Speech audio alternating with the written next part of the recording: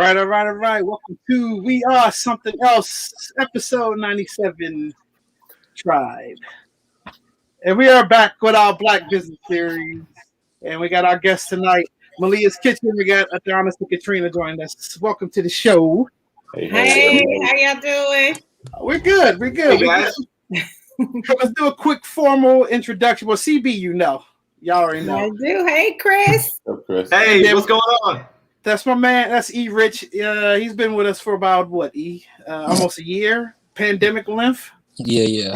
Okay, so E. Katrina, E. Adonis, meet E. What's up, E? All right, so let's get rolling. So what we're gonna do now is just we'll go around and check in like we normally do. CB, what's up, man? How's your week?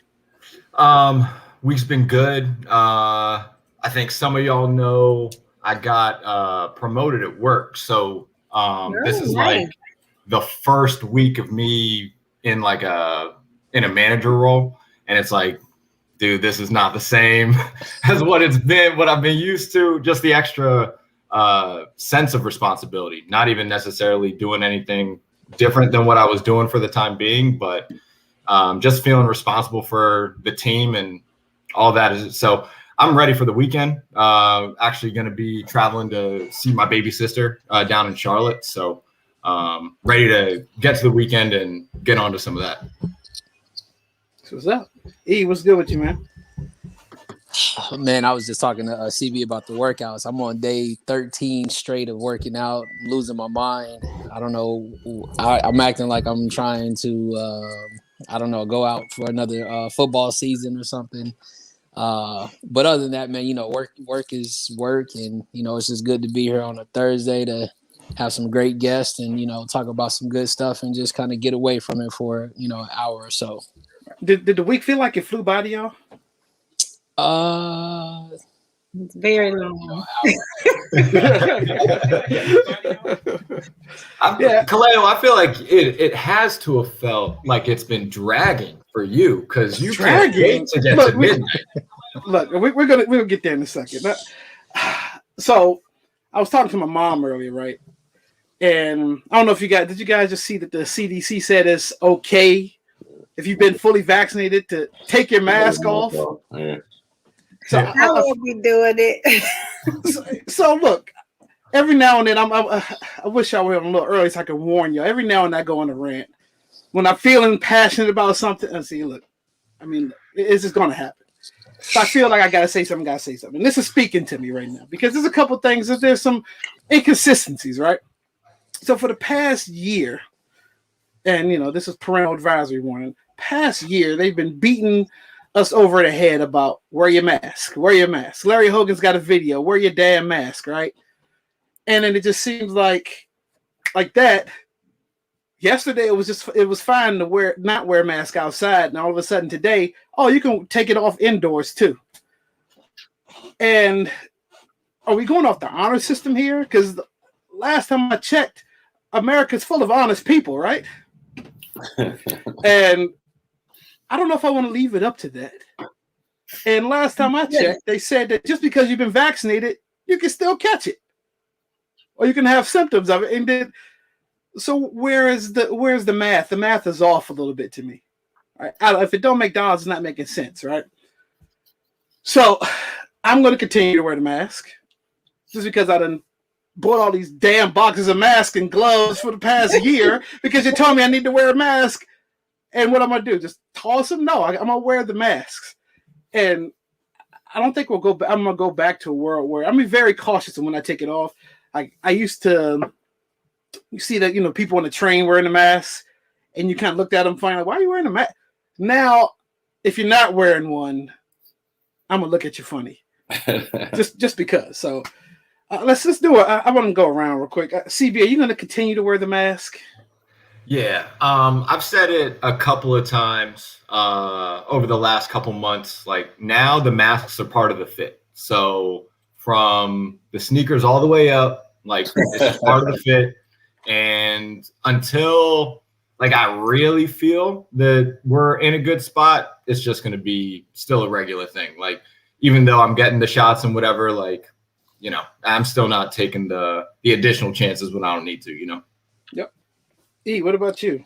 I guess my ass would be in the house for the rest of the year, because you know, they also just announced, what was it, like a week ago, 2 weeks, the CDC finally said that they know that it was airborne. Like, we didn't already know that. Like, come on, man. Like, all of this is perpetuated around this money that every state is starting to see because they opening up. And you know, you ain't got to report the numbers. Why? Because we reporting that we opening, and you know, there's more money coming through, and all of a sudden now we ain't got no gas because we was at home for a year and then we didn't need no gas. So look, man, I wrote a paper in ethics class in college, Morgan State stand up. It was called CREAM, which is cash rules everything around me. And the professor thought I was crazy because, you know, he was like, CREAM, that's a great concept. But if you think about it, that concept of cash rules everything around you, it makes things move, it makes things stop. Clearly, we saw that for a whole year, and then we also gonna see what's gonna move for this next year. So I'm gonna be in the house. You know, me and my boss already talked about it. I ain't got to see him until 2022, and even still, that's gonna be 1 or 2 days, if that. So nice. Yeah. Katrina, I heard you say you're still wearing the mask. Adonis, what about you? I am, because I get the piss off the anti-maskers. You know, we know who those people are. Yeah, I don't know. Yeah, I'm not leaving it up to everybody else, like you said, Phil. No. You know, only 50%, right, of Maryland or the county that we live in is currently vaccinated. Right. So. Right. And it's just an excuse not to get vaccinated. You already had people on the fence about doing it, and then you got people who didn't want to do it anyway. So I think listening to Biden the other day, I think what they're doing is they're trying to start another divide, meaning that, you know, they're saying now you're in a different class if you get a vaccination and you have all these privileges, but if you don't get the vaccination, then you're like everybody else. So it's that class system that's coming all in a different perspective, that now you get more privileges now if you get a vaccination. And it's kind of pushing people to say, okay, well, let me get a vaccination. Right. So, right. Yeah. Agree. And summer and Memorial Day are right around the corner, so they want people. Exactly. So look, it all ties in together, right?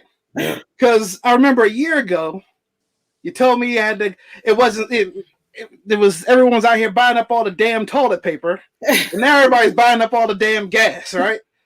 So now I don't even know who puts this feed out there into the world. Like, okay, gas is what we need to go buy right now and buy it all up, right? I mean, it's ridiculous. Luckily, where I'm at, I'm not going to tell anybody where I'm at because I want gas to stay in the station. But luckily, I mean, I haven't had that issue yet. But people out here, they lost their damn mind again. The pipeline, there was a hack in the pipeline, and that just scares the shit out of everybody. Now they got to buy up all the gas. And this picture right here, I mean, this lady has like 6 gas cans that she's filling up. Where are you going to go? First, well, probably when this picture was taken, the world wasn't all the way open. Now it is, so maybe she will use it. But are you guys out here panic buying gas? Did you go out and get a tub of gas just to store in your shed or something? No. I mean, listen, we did go to the gas station,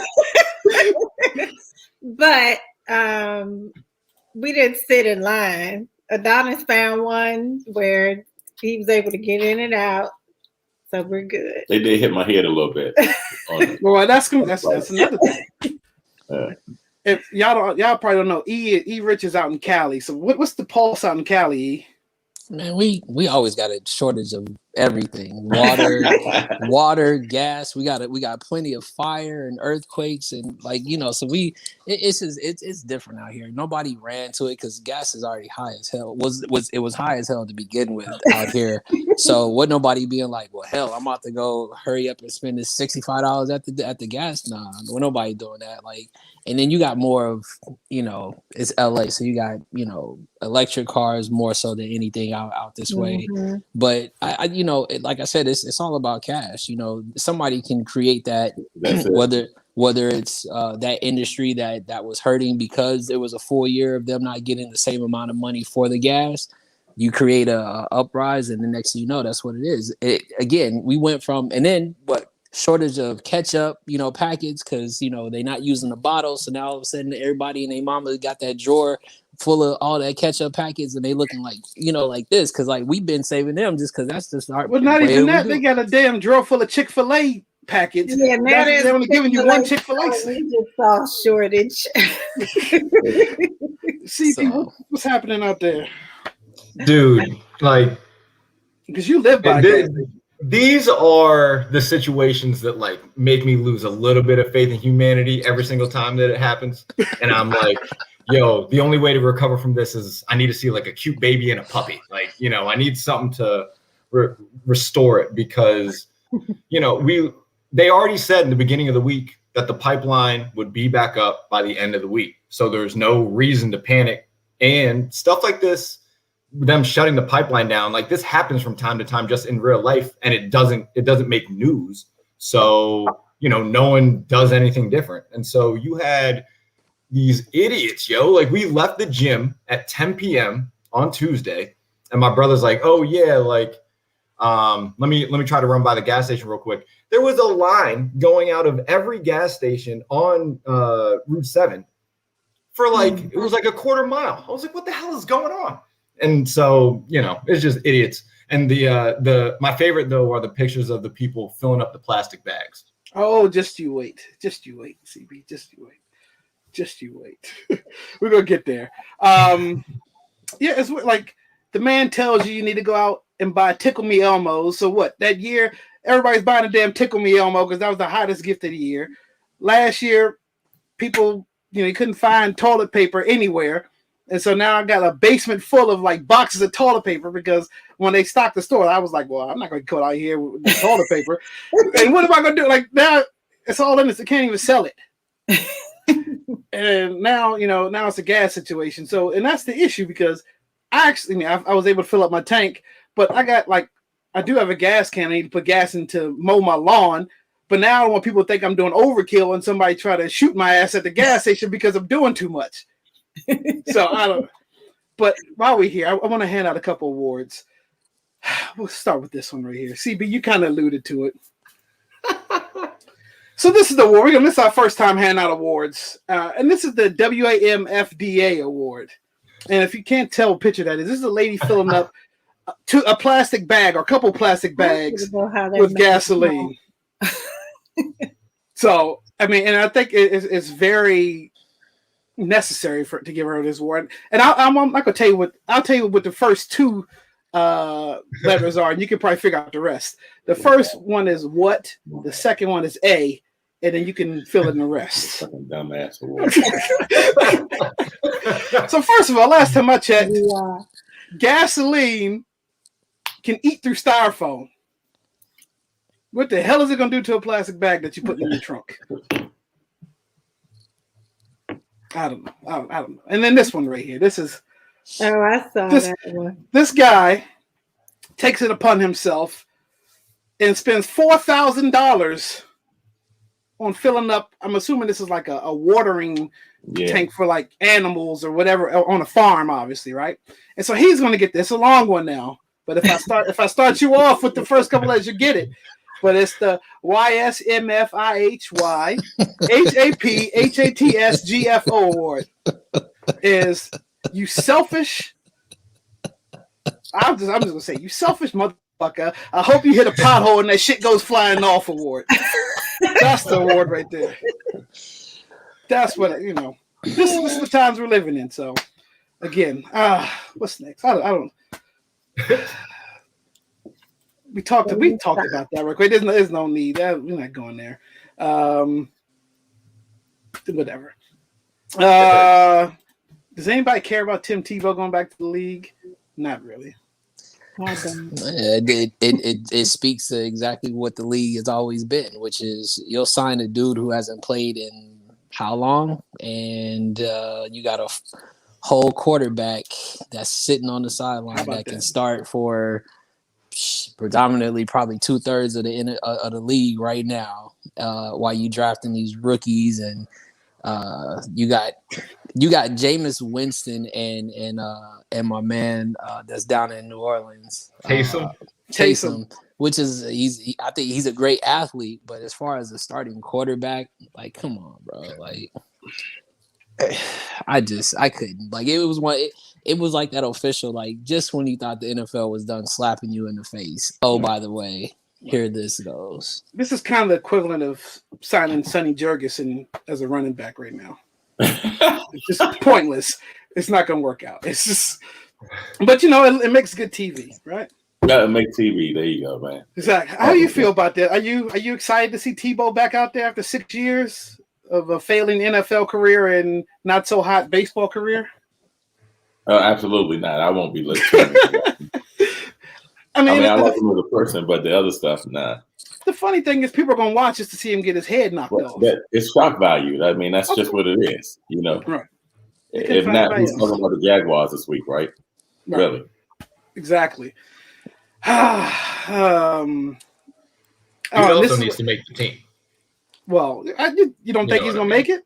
I mean, I think it's a way to kind of get him in there as tight end and then throw him as a backup quarterback.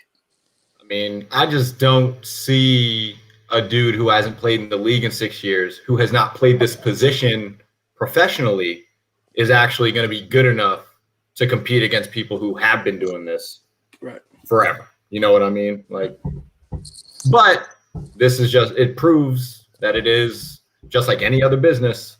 It's more about who you know and not actually about what you can do in a lot of cases. Exactly. And this is what E's been waiting for right here, right? J. Cole. Oh, that's not J. Cole. That's close. Close enough, right? Dang. My bad. I've been waiting for this one, E. I've been waiting for this one. So you got a time. Hold on. Just let the guests. Oh, we got plenty of time. We got about an hour and 10 minutes before I got to shut down from the world because the off season drops at midnight. So, Katrina, you know me, but you probably don't know I'm a huge J. Cole fan, right? And it's not just because he's a good rapper. It's because I think he does some good stuff. But E and CB, well, CB doesn't give me flack. E, on the other hand, you can see how he's acting. But anyways, this has been a big week for Cole because he's the first rapper to grace the cover of Slam, as I'm showing here. He dropped the documentary, the 12-minute documentary, which I took my lunch to watch that, and then he dropped those hot freestyles, right, CB? He still hasn't commented on that yet. We're getting to that, E. Of course. Go ahead, comment now. I've been waiting for this. Of course. First of all, it's the LA Leaker, so you already know that's a given out here. Like anything that passes through there, it definitely gets a listen. But listen. I'm not knocking Cole's ability to do what he does. Like, first of all, let's just be honest. It's the type of music that we would rather listen to than everybody that's little something. You know what I mean? It's got some substance behind it, right? It's got the stuff that you want to listen to that makes you go, but at the same time has that, that feel of, good music again, if you will. So I'm not knocking it. I just am not putting as much stock in it as you are because then I know that you're going to act this way when Kendrick finally drops, and I'm going to tell you how LA's about to go crazy when that happens. I'm waiting for Kendrick. I mean, it'd be interesting to see. But also, the big news is, too, his first basketball game as a Rwandan Patriot is Sunday night. So he's playing professional basketball in Africa. I'm interested to see where that goes. I mean, he had I think he's trying to get that one tryout in the league. At 37, it might not pan out, but I think it makes good TV. It makes good TV, hell. If I could go out there and join the league at 37, I would do it too. Okay, so we're back. Black Business Series. And tonight we have Malias Kitchen. We have Adonis and Katrina Adams. Welcome to the show. So we've been doing this the whole pandemic. We started this to kind of bring spotlight to some businesses that may have been struggling or just need the spotlight during the pandemic. But what we found out is a lot of businesses are actually thriving during this pandemic. I think we've been lucky enough to have a success story all the way through. So my first question is, how are you guys doing during the pandemic? Well, we're actually doing good. We're actually doing good. And just to give you a little more context, because we have a food truck, we're not like a restaurant, so it gives us a lot more opportunity to be successful. Mm-hmm. So we've been able to maneuver, through the pandemic that way. We did take a break. Yeah, we did take a break. We were working last summer, and then we broke, was it October? I think October through the beginning of April. And so we just started back up beginning of April, but we've been out there every weekend, every Saturday and Sunday since, and getting all kinds of calls. Yeah. Like this is the time for food trucks right now. Because nobody wants to be inside right now, right? So, it only goes with the course of the, the territory. Nice. You got fan club, hi Katrina, hi Adonis. That is Roya Vassal. Hi, Roya. Roya's been in support us. Thank you, Roya. Yep, she sure has. Yeah. Shout out to Roya. Yeah. Go ahead, CBE. Oh, did we lose him? Go ahead. I'm pressing all the wrong buttons over here. Adonis, Katrina, tell us the story. How did everything get started? How did the food truck come to be? Wow. So you want me to go, baby? Yeah, you go. All right. So, well, first of all, let me explain this. You asked specifically about the food truck, right? So I've been around food all my life. My mom does all the catering and stuff. So a buddy of mine came to me one day because he knows I invest in things. So he came to me, says, look, man, I want to get a food truck. So I'm busy. I got so much stuff going on. I said, look, guy, you go do all the research, tell me how much it costs, and I'll put up half the money. Done. You just do all the research, go to DC, find out what the permitting was. He was bojangling because he got a million things going on. Then ironically enough, a good friend of ours, Mark Clark, was at our house. I was having a little fight situation, and I was telling him I was thinking about a food truck. He said, well, I know a guy who's selling the food truck, right? Because I'd already done my diligence on it financially of the money that food trucks can make. Mm-hmm. So anyway, make a long story short, I ended up connecting with the guy. From there. Got the guy selling the truck, bought the truck, got it up and running. He built it for me, got it up and running. And then we, the business really took off for us. And then Phil, we said, okay, we need a bigger truck. Right? But here's the irony of it, right? And I was just telling a story earlier today to my little brother. So one of my neighbors had sent me a offer up for a food truck. And it was a raggedy old food truck. But what happened as I ended up signing up for offer up, and it was this guy selling the Utz potato chip truck, right? So I literally offered him $5,000 because I didn't think he was going to take the offer. I literally offered him $5,000 less than what he was asking for. And he was like, hey, come get it. So I went and got it. Now, this is right like March when the pandemic first started. Yeah. Like I'm literally at home, can't go outside, and we buying a big truck. And I'm like, oh heck. Because I really wanted to do big events, festivals, and stuff like that. So I said, let me go ahead and make the investment. Right. And then the pandemic happened. Of course, and at that time we were thinking, by the summertime. Yeah, we're gonna be popping. Nah. So we ended up buying it. We ended up buying it and building it out. And as Katrina said, we did a couple of ancillary events, but we really didn't push it until about a couple months ago. Yep. We started getting calls and emails about people wanting to do events around graduation, and with the warm weather coming, people were starting to have family events outside, and they need food, and food trucks are novel, so everybody wants one to pull up to their event versus them having to call a catering company or be inside. And so we were about to start taking all of those jobs, and then we got a really, really great opportunity with the National Park Service. So now we're not exclusively, but I'll say 75% of what we're doing is vending in the various national parks around Washington, Maryland, and Virginia. So all places that you've heard of, because it's federal government, they've closed their on-site concessions. So now they just have food trucks pull up every weekend. So we're at places like Haynes Point, Phil, I know you know about That's a staple. That's a staple. That's a staple. That's a staple. I mean, we've been to Great Falls, Maryland. We've been down on the mall, Constitution Garden Park, and West Potomac Park. But our favorite place is Anacostia. Oh yeah. So we love it there. Is this new looking Anacostia, or is this like kind of blended Anacostia? Because it's changing a little bit. Let me explain something to you, right? So here's the thing. When you think about food truck, right? You think about tacos, you think about burgers, you think about specialty. The good thing for us is that we're soul food. So that's relative to any demographic of person or people, right? So white, black, Asian, and different, we're there for them, right? So we don't care as long as it's green. That's all we care about. Nice. It's interesting that we did choose the soul food because of that reason. We didn't want to be locked in a box, and I can change the menu up at any time. Right. It gives you like a big variety. Isn't that just so? Real E, before you get to your question, so Mark Clark, like the reinventing Mark Clark, that Mark nice. Clark is a good friend of ours. So we're going to claim that he's the one that got us started in the business. As a matter of fact, he'll be hanging out with me this weekend with his he has delicious beverage is really good.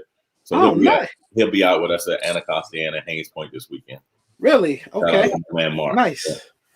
Yeah. Nice. We're going to slide him a Black Business Series card and get him on here talking about his juice. Oh, yeah, you should. You should. We'll let him know. But back to your question, Phil. It is somewhat the new Anacostia, if you know what I mean. We see a lot of different types of people down there. Yep. But it is still Southeast DC. So our folks are there, and we love being there with them, and they love seeing us coming, because even outside of the park, right, there aren't very many food options, right? So, nice. So we do well over there. But we will take the Black Lives Matter, support Black businesses from we will take that too. Yeah. Nice. They'll be like, "Oh, we just want to support you because you're a Black business." Thank you. We'll take that. But our food is good, and our service is better. Yeah. So, and I got to say one quick thing about that. So we got like 2 or 3 square reviews, and we've served at least 500 people, and all 3 of those people didn't look like us. I was like, I knew who they were because of what they ordered.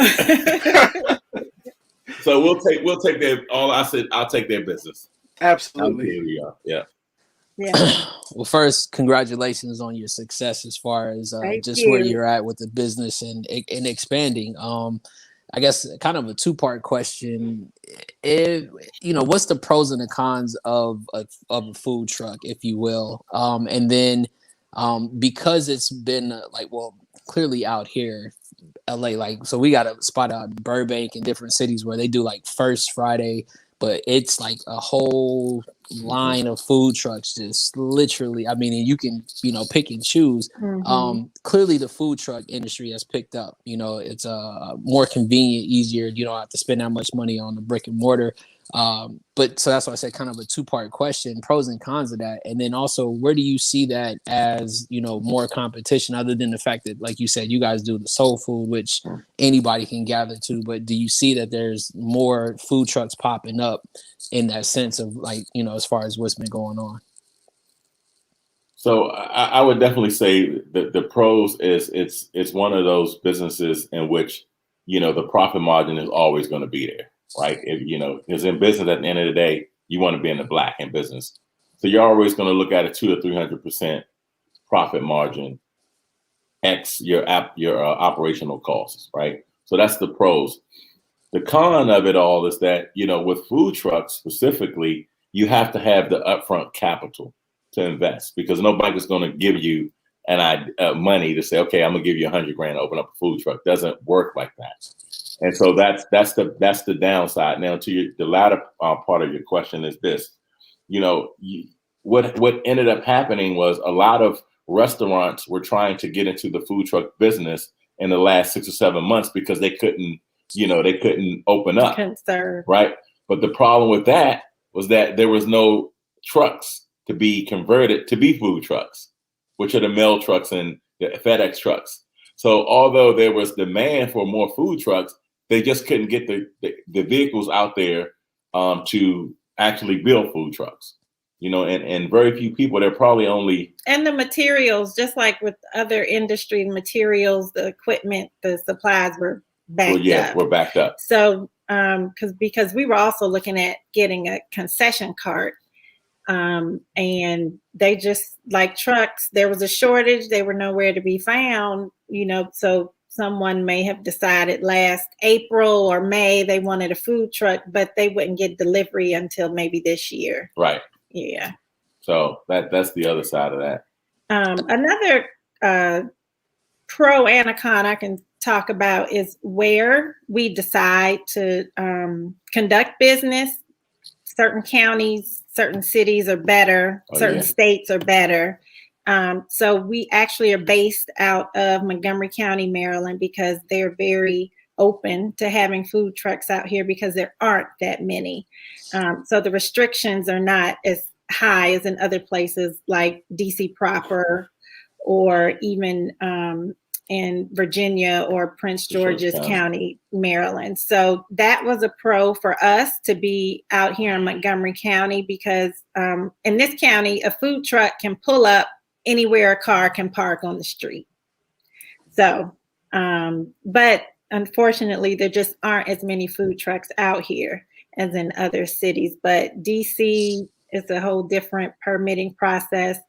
And they have hubs and lotteries, and we just didn't want to have to deal with that. So before we were contracted with the National Park Service, we were just doing a lot of private events and not really pulling up, in different places. I don't have time for that. I have a real job too, so. I have 9 to 5. So this is still your side hustle. It seems like sometimes it's the main thing. But I'm gonna tell you something, and back to your question, E, is that when people look at food trucks, all they see is the long lines and the people buying the food, but they don't really understand what it takes to get to that point. Like, it takes me literally all day to clean my truck, right? Like all day, because I clean my fryers and I sanitize my truck every week, all day. So also the preparation for what I do takes a long time. So Katrina tell you that, like tomorrow I'll be at the kitchen pretty much mostly all day, just prepping and getting ready for the weekend. But people only see the long lines, but they don't understand the work that it takes to get to that point. And that's a con of your business owner. And we're blessed that this is not our main revenue source, so we don't have to really do a lot. We don't have to be out in the street 3 or 4 times a week, so we can focus and we can give people the best quality food and service because we're just focused on 2 or 3 days a week. When we're doing events. And so that's the other side of that for us, for what we do. And also, luckily for us, it is hard to find people to work on food trucks on a consistent basis, oh my gosh. Especially for us because we're not a full-time truck. But I put in the bio, Malias Kitchen is a true family affair. 3 of our daughters work on the truck. We work on the truck. My brother-in-law works on the truck. Our cousin works. Like we have a big family, and everybody wants to help. Nice. So we haven't had that issue, but it is a problem for other food trucks where we park. The commercial kitchen, there are at least 6 or 7 food trucks just lined up on the street, not in service anymore because of COVID. And then when they wanted to come back, they couldn't find people to work. So that, unfortunate for them. So, I've known you guys for a while, and I know out of a couple conversations we've had, you hadn't locked in what I knew you had told me you wanted to do something. You hadn't locked in quite yet on the food truck. So I was surprised when I saw the food truck. But what got you to that point? Because I know we had discussed other things that you were venturing into, but what finally got you to settle in on the food truck for now? Because I'm assuming there's probably gonna be other things that you want to get into as well. But what started the food truck? I would say one, my mother-in-law loves to cook. She's always been the family, chef. Every Sunday, dinner at her house, good food, backyard barbecues, all that good stuff.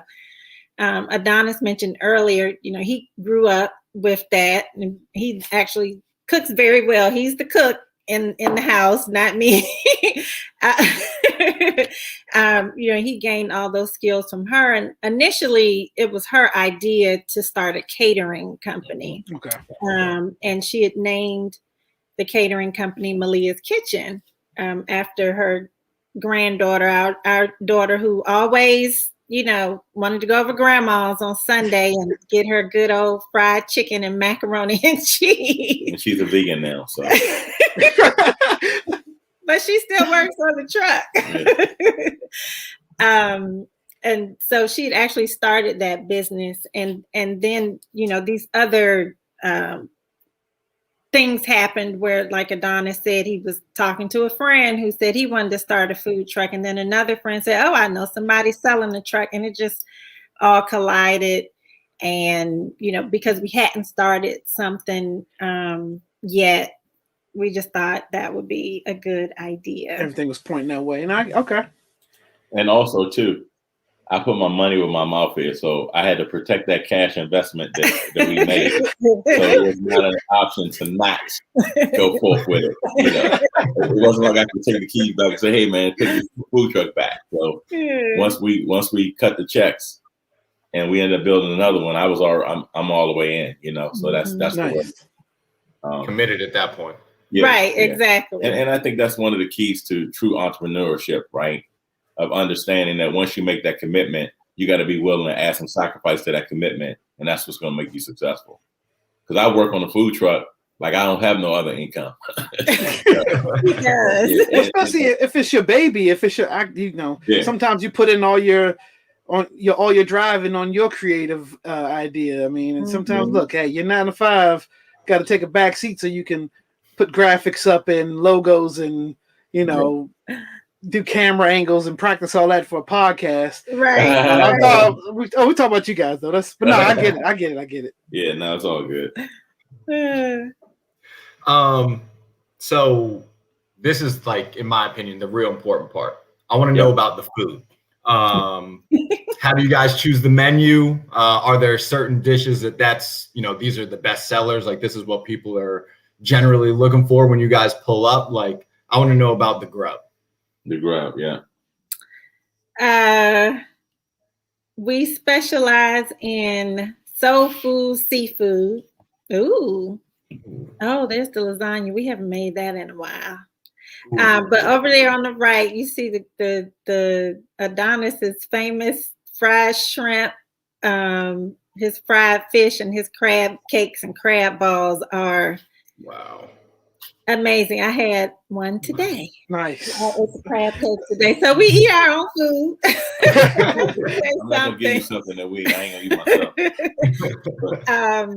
The sides, we do the basic, well, they're not basic, but the soul food sides, the greens, the mac and cheese, the beans. It's all pretty good. Very good, I'll say. What's one of our best sellers? Best sellers that I'm so mad at myself about is the crab cakes now. Because I literally just put crab cakes on the menu in the last 6 months. Yeah. Because I didn't think people ate crab cakes. Right. And so he's from DC. I don't know how he thought that. So here's the thing. So here's the thing, right? So if you ever have you have crab cakes, right? And you go in these little crazy places and you get the claw and the back fin crab meat. All of my crab meat is lump and jumbo lump. So I'm giving you real restaurant quality crab cakes off of a truck, right? Mm-hmm. And so I didn't realize how many people ate crab cakes, and then with the way we do them, like people like buying them up all the time. And I'm so mad at myself because the profit margin, again, I'm about the money. It's so great in there. And I'm like, why didn't I think about this before? So I would say now, definitely the crab cake. But I think the key to a food truck is always having your staples that people know you for. You can expand your menu as much as you want, but if people like your fish or your crab cakes or your shrimp, you always got to have that on the menu, even if you just sell out. And we do get requests for vegetarian dishes, and we're able to provide those as well. That's what the lasagna was, vegetarian. Have you done a vegan mac and cheese yet? No, but you said you were going to. We haven't. We haven't done it yet. Yeah, I'm gonna have to do one for Malia soon. But yeah, my sister who cooks too. She does. She does a good vegan. I was gonna say, don't tell everybody Malia's a vegan. Malia. But to answer your question is that we'll introduce 1 or 2 vegan options on our menu just as a supplementary thing. But I don't want that to be a focus and the reason why I say that is because, when you get into vegetarian and you get into vegan and you get into gluten-free, those particular people who eat like that, they don't even want their food around other types of food. Right. And so I can't afford to make the financial investment in an option when a person who's a vegan is not even going to come to a soul food truck. Because 9 times out of 10, they're thinking soul food, macaroni and cheese is going to probably have milk and eggs in it. The greens are probably going to have some type of meat in it. And that's just their perception, not even knowing that I may not use those ingredients. Right. So I would just have something as a supplementary. If it's a couple or somebody like that, he's getting some or she's getting something, and they may have something for them, maybe like a Beyond Burger or something like that. But as far as like stretching out and having vegan, vegetarian options, that probably would never be a staple for us. Right. Yeah. It's just too hard to do. We don't have the kitchen, set up right to keep everything separate. Yeah, it's just too much. Because we do get requests too for gluten-free, but again, we just can't. We don't want to make anybody sick. And we're not trying to see nobody. That part, right? You got a question from the audience. Are you able to name an item you care deeply for, but is often overlooked by your customers? Overlooked. That's funnel cake fries, I think. But it's overlooked. No, because once they smell them, they in there. So. But people don't really know about them. Oh, okay. So they say the really question know again. about Maybe I didn't get the question correctly. An item that we care about, but that is often overlooked on the menu. I'm gonna say funnel cake fries. Adonis doesn't think that's the right answer, but I feel like people don't think we have funnel cake or desserts, and like you said, we'll cook one order and people will smell it. Like, oh my gosh. And they'll come, but sometimes we get a side eye. A lot of times we get a side eye because they're shaped like French fries and people aren't expecting that. And so we have had a few people get them and say, what is this? And we're like, it's funnel cake. That's what you order. They like it. Right. So, they eat it and they like it. Or a couple people have just been like, that's not funnel cake. Never mind. Yeah. So it's somewhat confusing because I had never heard of funnel cake fries before Malias Kitchen, but they're very delicious. I mean, I've never turned down a funnel cake in any form. We'll come and get you one. Yeah. So I guess, a question I have since we're on the food aspect of it is, what goes into your thought process of the menu, right? Like, I understand you have your crab cakes, and I know, my man Adonis is all about profit. So clearly, if I can go grab this big bag or whatever, we're going to sling this until it goes out. But, the kind of in the house, like, here's what, we're thinking of. We want to introduce this. I know you said, you want to stay in the wheelhouse that you have, but soul food also is kind of a large, kind of menu. So what goes into the thought process of what we want to have on the menu, and also seasonal, right? Because some of your products are also seasonal as well. Yeah. I would say, to answer your question, demographics. demographics. That's the key for me when I think about the menu. For example, if I go to certain areas, like up in Montgomery County or maybe in Virginia, I'm going to probably have brisket and pulled pork on the menu, right? Because that's a demographic that's going to. And if I'm going to an event, it's going to be older people. I'm going to have brisket on there because a young person, brisket, what's that? And more importantly, the consumer not so much as having it available, but they're willing to pay for it because they understand the cost of what a 4-ounce brisket or 6-ounce brisket. So I would say in preparation of menu would definitely be about demographics, for us. And even now, we're going to be at Anacostia Park and Haynes Point, and they're going to want everything that's not healthy. They're going to want fried fish, they're going to want crab cakes, and they're going to want shrimp. And it would be unfair for me to know that that's what they want and I give it to them. So. Yeah, so that demographics, I would say is the key, because and don't get me wrong, E, for asking that question. I've lost money by throwing away a lot of food when I was learning the game, and I didn't know the game as well, and I didn't understand the power of demographics, and I would have stuff on the menu. Like we did an event maybe when we did maybe Great Falls, Maryland, and I sold 0 fish, so I literally had to throw away like. Almost a whole. Yeah, a lot of fish, right? Because I sold 0 fish. But they killed that pulled pork. But they killed pulled pork. Anacostia, where we go? Anacostia next week, and that's all they wanted was fish. Yeah. So it's basically the demographic and knowing your customer. Knowing the audience. Yeah, knowing your audience. And sometimes it's availability too. Yeah.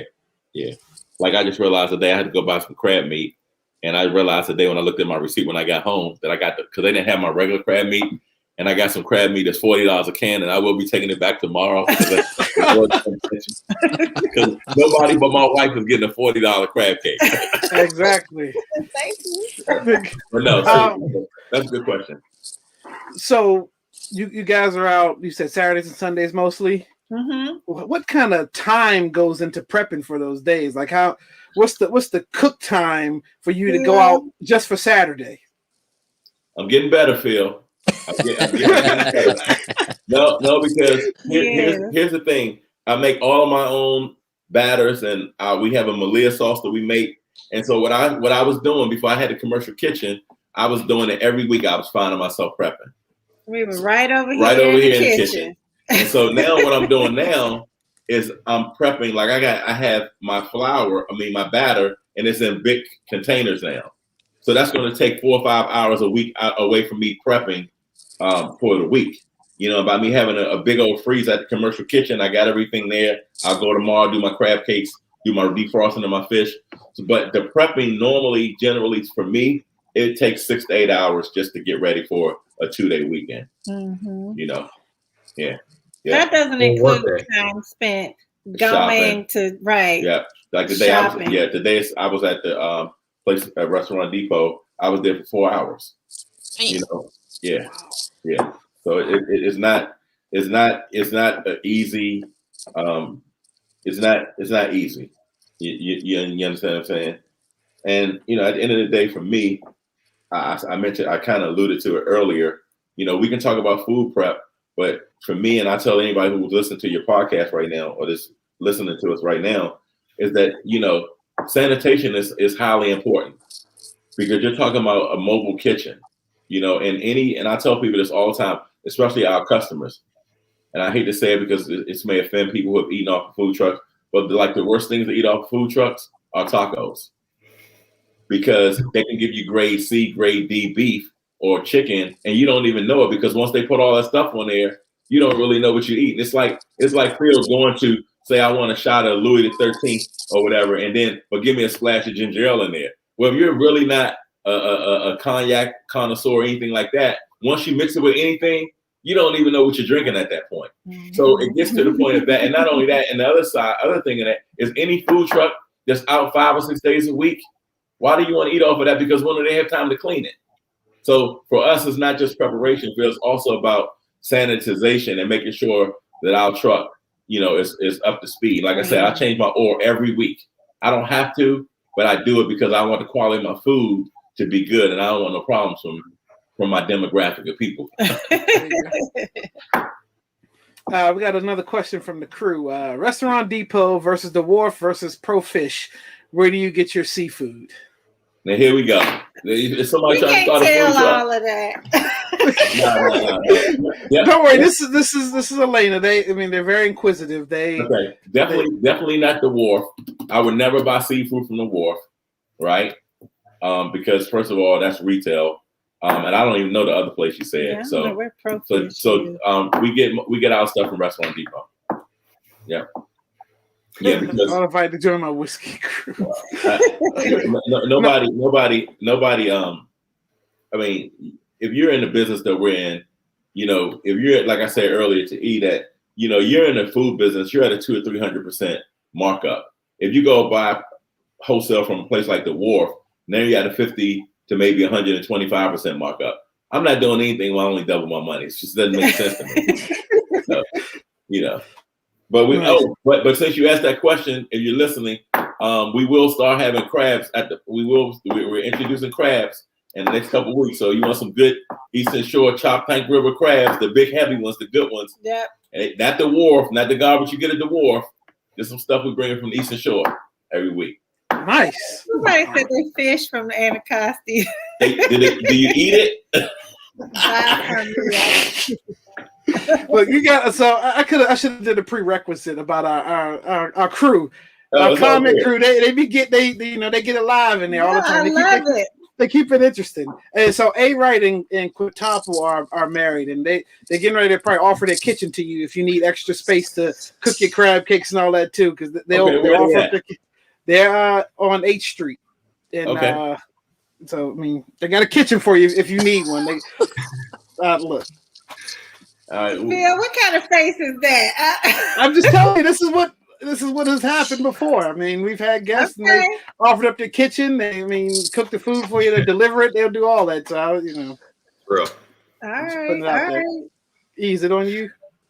Well, no, I got one more, and then I'm out. But as you can see, I'm Cleo knows that I've been Black Wall Street from the day one since he's met me.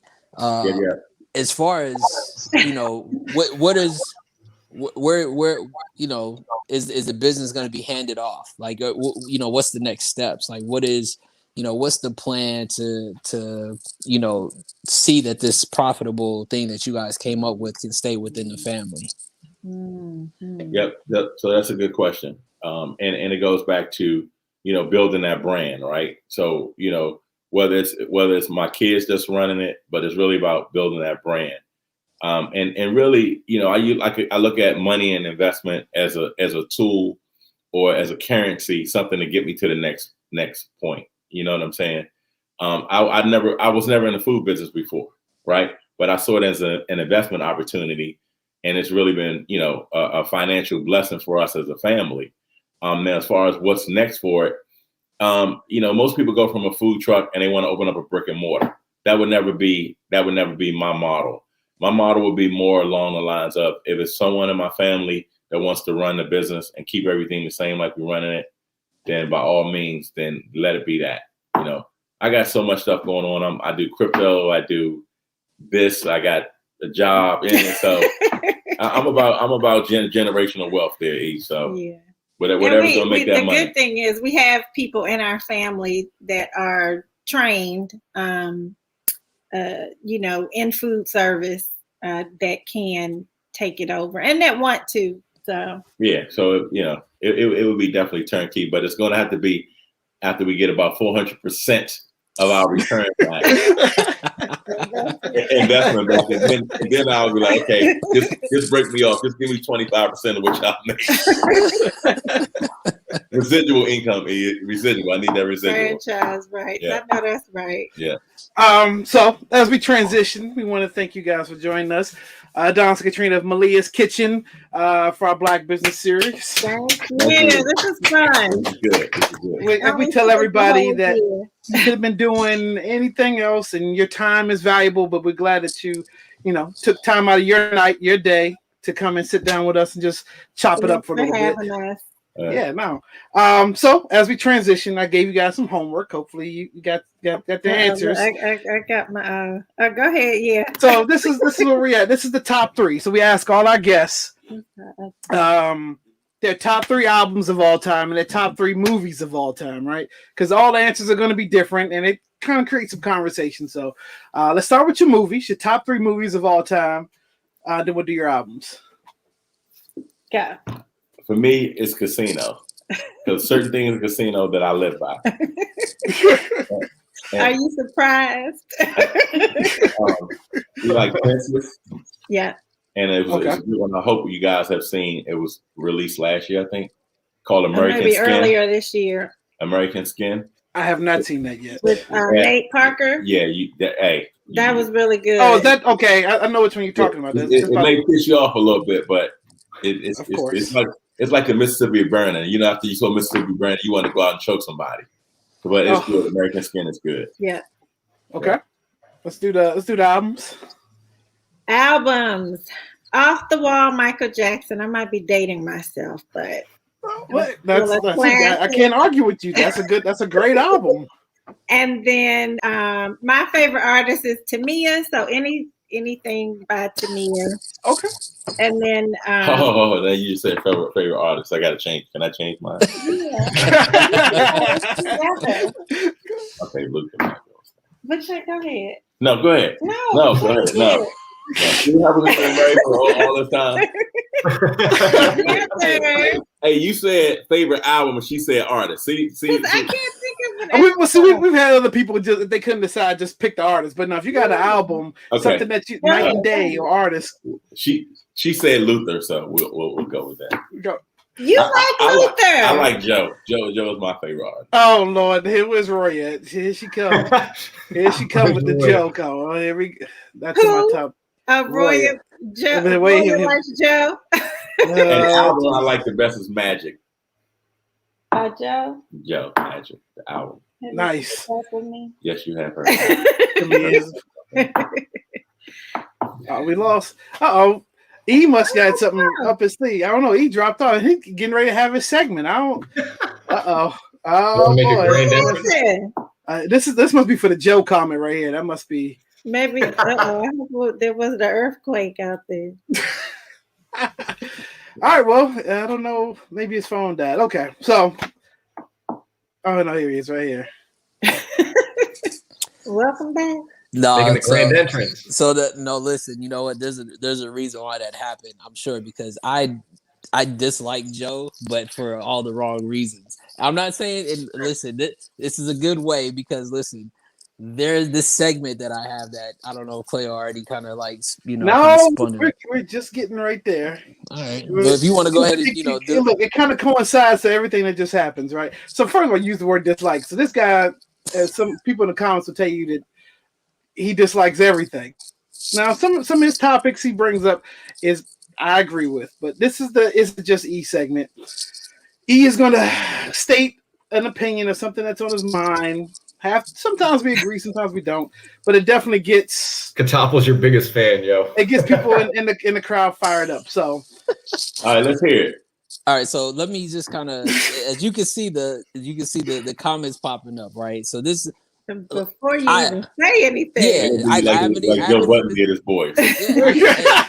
Right, I haven't even said anything, right? So one of the things that they're still having issues with me for till this day.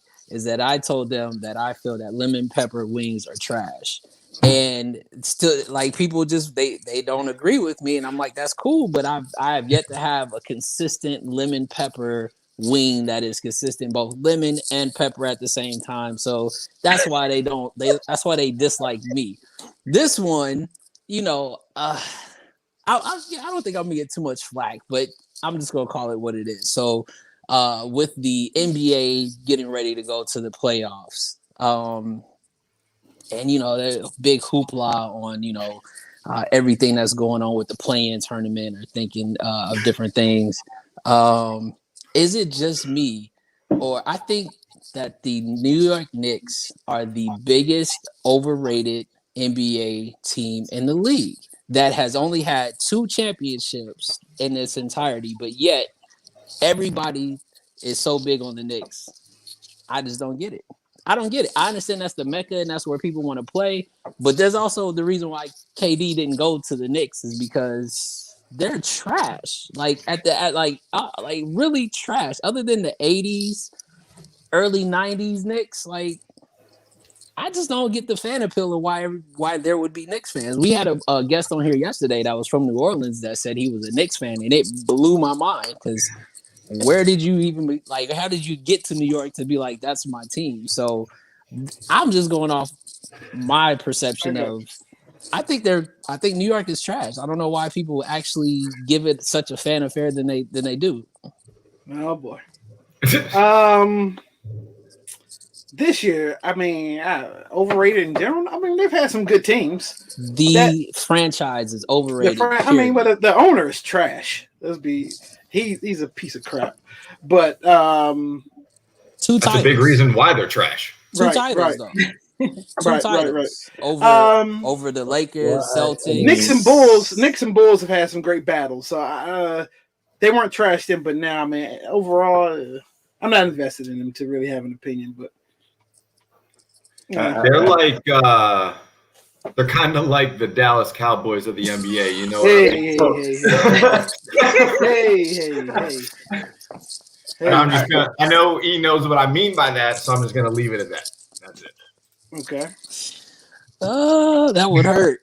I think it ties back to your point. I think it's really about the media market and the marketing. It's like the Redskins, right? You got people all over the country and all over the world, the Redskin fans, and they haven't been to Super Bowl for however long, right? And so, but people love them. They spend all that money.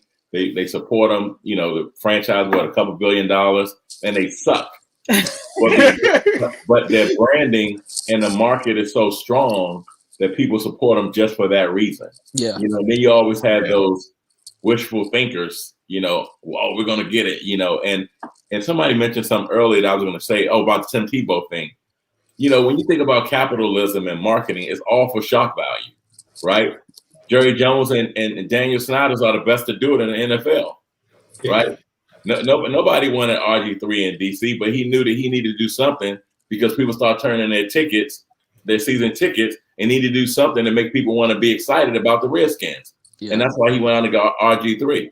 And Jerry Jones does the same thing, you know, and so it's really about the shock value in the media market of how much of the news cycle can I take by saying something good about New York or about Golden State. You know, nobody's talking about how trash Golden State is this year, but for the last 7 years, it was all about Golden State. So it's really about how big they want to make the media market is and how much money they have in that market that they want to, you know, be talked about like we talk about it right now. So it's working, right? Right. That's true. Okay. It's business, man. It is business, buddy. I'm glad you said that word business, Adonis. We got to handle some business real quick. No, look, hey.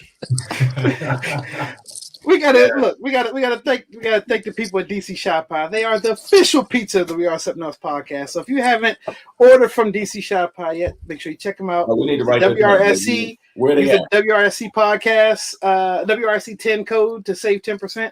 And they got crazy Chicago style deep dish pizza. They got, where are they at, Phil? Where is that? They're based out of DC. I'll send you the information. Yeah, but you can order right off their IG. So they got steak and cheese, which is on the far left, salmon and pesto in the middle. Then they've got this may be the pepperoni sausage on the far right. Chicago style deep dish pizza. That is. We'll support. So let's get the information. Yep, I got you. So those joints are thick. Exactly. So DC Shop Pie. Shout out to Grant Thompson, one of the owners and founders of DC Shop Pie, WRC. DC Shop Pie, DC Chicago, man. DC Chicago deep dish. Look, I done tested pretty much all of them, and then he is probably the only one that hasn't gotten one yet. But we're working on that. Well, Grant is working on getting him some stuff out there on California. Little pepper wings too from America's Best. They got good pepper. Nah, come on, don't do it, Adonis. We was doing good. I don't do lemon pepper wings, but I can't help you with that, brother. And then there's this.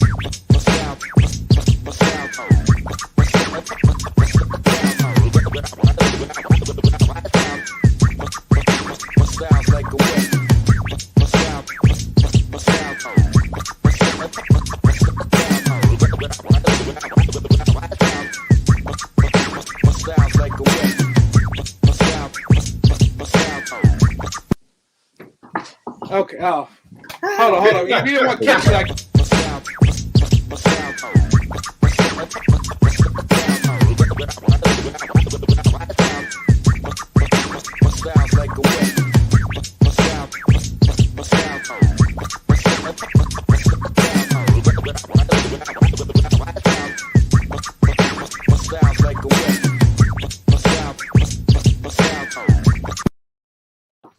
Oh, he's back. Okay, I didn't want, just in case you weren't sitting there.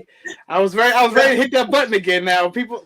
Now, I hit the button a couple times. My mom says do it again, but this is where we do sneakers. Like Sneakers, it has its own segment. We're huge sneakerheads too. If you didn't know, I know Katrina knows because she's probably seen us doing a couple little reviews at the office when they used to come in. Sneaking.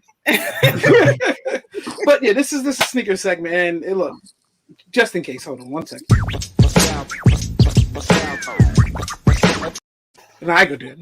I'm joking. Okay. So CB, what we got for the copper drop this week? So this week we are talking about the Ambush and Nike Dunk High Deep Royal Blue colorway. So we know over the last year plus, Dunks have been back. And the Dunk Highs, Ambush has actually done a couple different ones with them. They're inspired by like Japanese street cars. It kind of looks like they got like the fins in the back and stuff, which is cool. And obviously any kind of royal colorway on a Dunk gonna kind of look pretty dope. So for me, these they're going to be 180, and they just announced that they're going to be dropping on June 15th. I don't know if that's a sneakers drop or if that's just regular retail and all that. But if I can get them, these would be a cop, and I would be very happy if that actually is in the cards.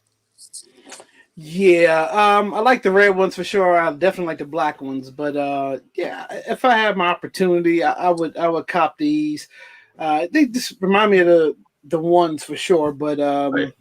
Definitely I like the way the fin comes off in the back. So if I have, I'll take a stab at them. E. Same here.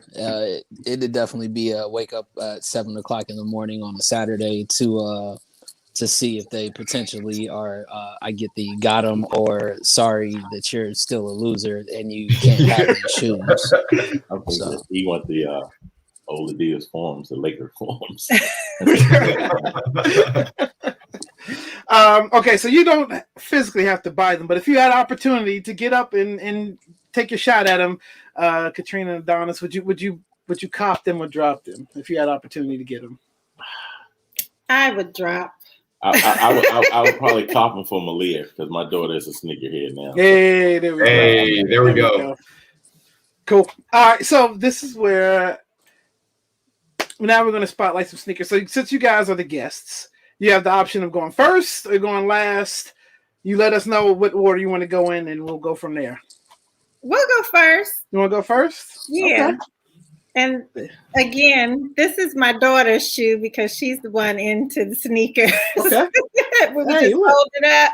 Hey, there we go. Nice. Oh, Nice. that's in your face. Cannot go wrong with some J's. Can't go wrong with Just for the that.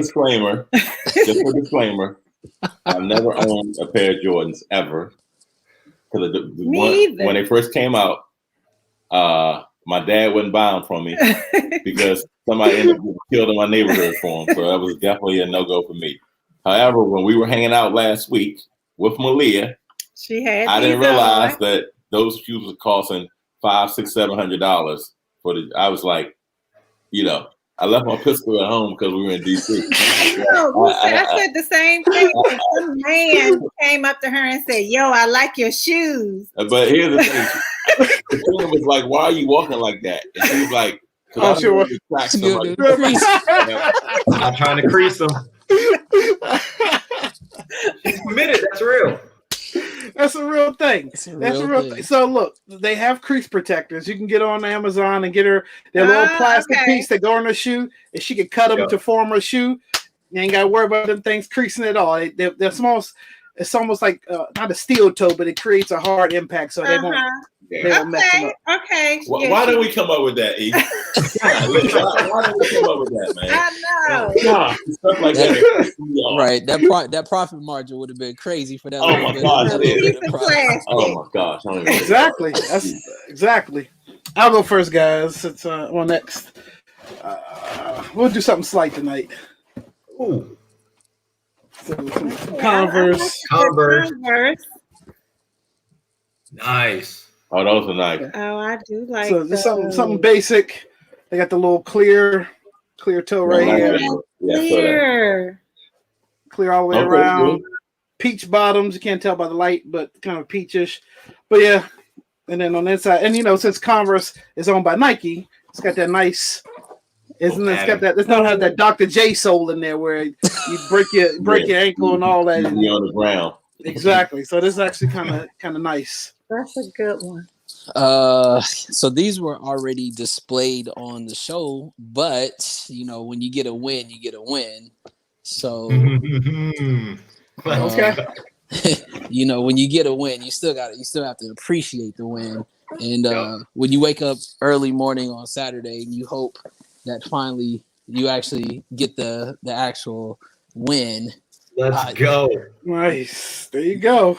Had to. This is for me. This is like an all around like summer shoe. Like this is definitely gonna get worn, but classic. I might even take it back to like the 95 era where it was like the jean shorts with like the jersey with the North Carolina jersey just to put it on, just to say this is the only reason why I bought these shoes was just to wear that outfit one time and to show my age.